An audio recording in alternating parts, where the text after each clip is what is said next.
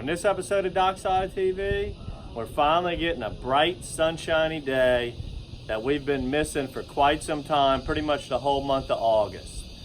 We've been doing nothing but running from big giant thunderstorms this entire month, and we finally get a bright sunny day to go sightfish, redfish using, we're gonna stay with this matrix crawl again. Chinese bandit was the hot color today.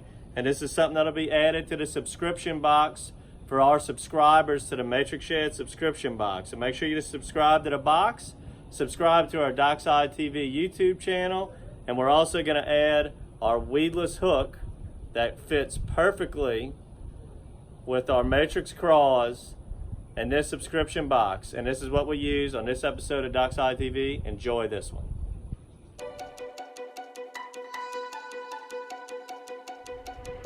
Yeah, we said we let it go, but we settled for the last. Couldn't let you want it though. Who am I to let you down? No, who am I to let you down?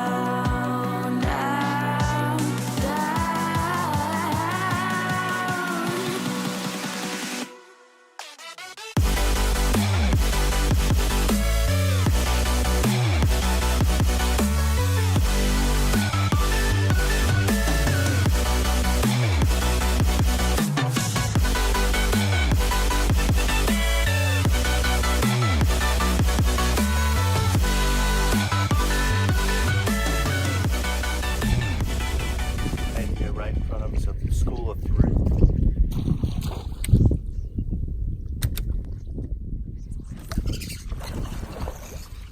That's one. There's three of them. I spooked the other two.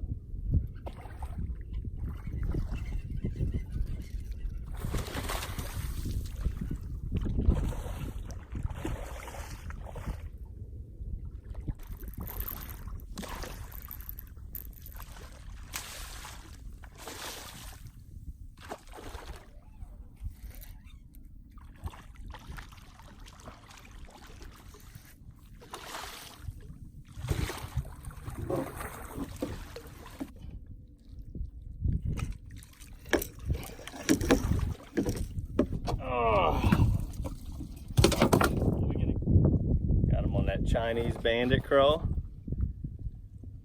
School of Three there. I always keep an extra pole in case I can double up. Couldn't get the other one's attention. They were kind of spooked.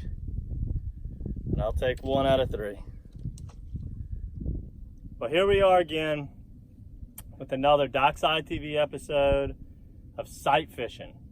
And what you want to look for when you're sight fishing, we discussed this in multiple episodes. If you just YouTube search some of our old Dockside TV sight fishing episodes, number 1 is the vegetation in the grass. You got to find that good quality vegetation, especially on a day like this where the tide's coming in. So the ponds are filling up with water, and that's where we're finding these fish push back in the most shallow ponds that we know of, with this thick vegetation in the ponds. And these little vegetation islands, they can be out in the middle of the pond, or sometimes they're up tight to the banks. And that's what filters the water clean. Now, we love using the matrix crawl whenever we're sight fishing in this heavy vegetation, because it's virtually weedless, and it's a very light, soft presentation on this 1/4 ounce weedless hook that we carry, to be able to drop it right in front of their nose and get them to jump on it. And that's what we're gonna do throughout the day today. We're not even gonna cast. There's not a cloud in the sky, and we're gonna just trolling motor around these ponds, looking and hunting and stalking these redfish in these ponds.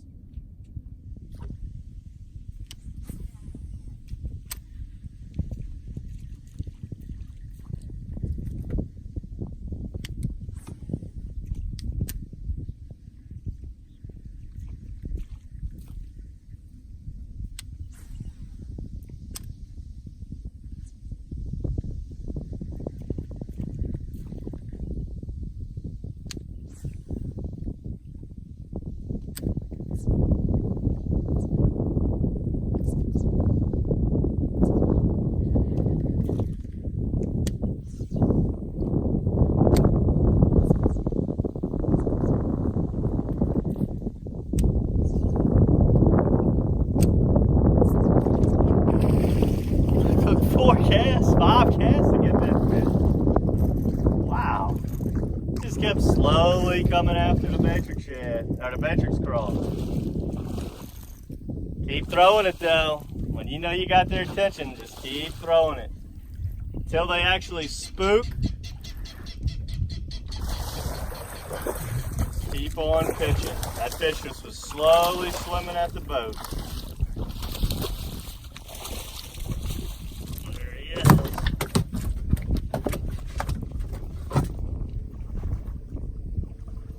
Well, you talk about a hard fish to catch though. Wow. I didn't think he was gonna bite. I just thought he was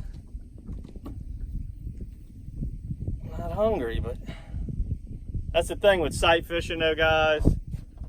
You keep aggravating them, they're gonna bite. Till they're actually spooked and aware the boat's there, they're gonna bite. The matrix crawl, they just can't handle it. Most of the time you make a good cast, he jumps on it immediately, but sometimes you gotta force feed him. Clean. Doesn't get no cleaner than that.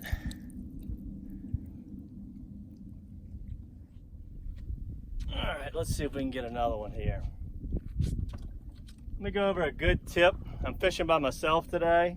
This whole episode is shot all by myself. No cameraman or anything. And when that's the case, we need every advantage we can. So when it comes to the fishing, especially sight fishing, I like to keep, when I'm by myself, I like to keep a pole next to me. So I put a little pole holder right here on my platform, because 8 out of 10 times, when I hook a fish or see a fish, I'm either gonna hook a single, he'll be floating high, be a single, I pitch on him, hook him, and the disturbance it creates is going to get another fish to jump up or move around. And if I see another fish, and although I might have this one on the rod, then I'm gonna put this fish either in the pole holder or between my legs, and then I'm gonna pick up the other rod and try to catch the other fish that might be pushed off due to the disturbance of the other fish.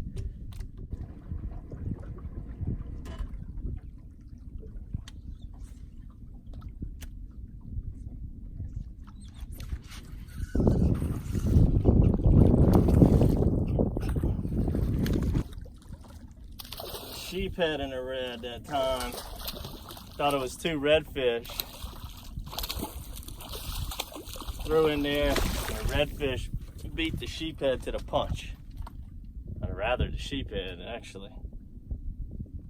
That was pretty cool. I don't know if I've ever seen that, where they were 2 schooled up together, a red and a sheep, and then they fought over the lure. The redfish was faster.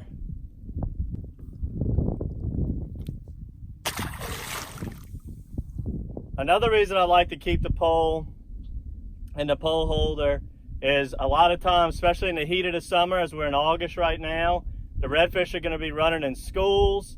So I'll pitch, if I see a school with 3 or 5, which I have seen a few times today, I'll pitch on one, stick him, immediately put the pole up so I can grab the other one, pitch it on him, and stick 2 at one time. So haven't had a double today, but I've had many opportunities to have a double. Today would have been a good day to have multiple anglers in the boat on the stand, as we have been seeing them in schools. But needless to say, by myself today, I don't know, I probably have 9 or 10 reds, and we've been just tagging and releasing them, as it's been a very, very fun day, an exciting day, using the Cobalt Matrix Shad and also the Chinese Bandit Matrix Shad in hot colors.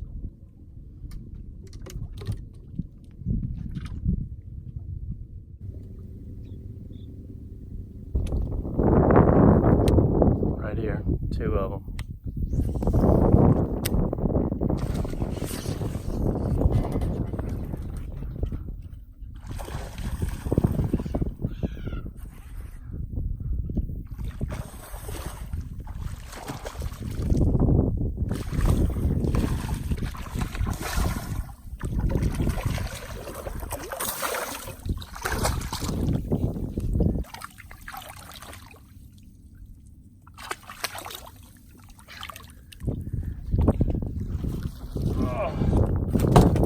What a strike that was. Saw 2 reds there coming up this creek, floating high. This creek's about 3 foot deep. Usually what I'll do, especially if the camera's not rolling, is pitch right past them, roll it to them, drop it on their head, and they can't resist it. On that one, to try to get it on the camera, I pitched it past them, kept it high, kind of like a frog, let them tails flap on it, and I just wanted to elevate that fish, try to get a charge strike out of him, and that's what we got. We'll have to see if the camera caught that, but if that don't show you how much redfish like these crawfish, I don't know what will. Chinese bandit matrix crawl, getting the job done. I go ahead and tag and release this fish. This is tag number 16721 going into this redfish here.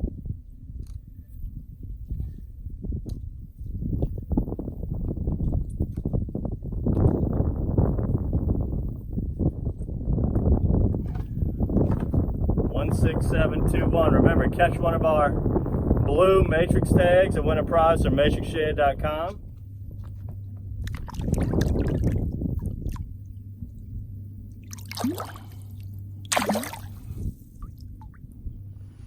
Alright, well, I hope you enjoyed this episode of Dockside TV, sight fishing the marshes off the intercoastal. And this is what we're going to be doing for the next 6 weeks. So stay tuned for our following Dockside TV episodes that we're going to be putting out all month.